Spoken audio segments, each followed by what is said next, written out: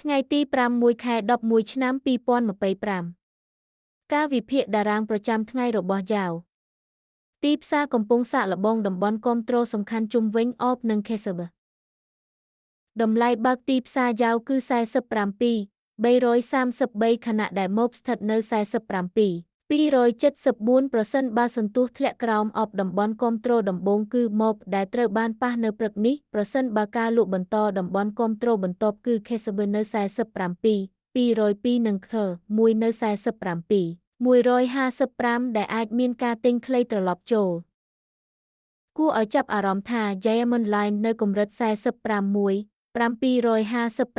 ត្រូវបានប៉ះរហូតដល់3ដងបង្ហាញថាវាជាតំបន់គាំទ្រដែលមានស្ថិរភាពខ្លាំងក្នុងប្រព័ន្ធ Crazy ប្រសិនបើសន្ទុះឡើងលើអបគោលដៅដំបូងគឺ 1នៅ47,510ហើយបន្ទាប់គឺ Pivot 1នៅ47,593ដែលជាតំបន់ធន់សំខាន់សម្រាប់ការឡើងវិញរបស់ទីផ្សារស្បែកជំនួយការវិភាគនេះគឺសម្រាប់គោលបំណងផ្ដល់ព័ត៌មានតែប៉ុណ្ណោះហើយមិនត្រូវបានចាត់ទុកជាដំបូន្មានហិរញ្ញវត្ថុទេ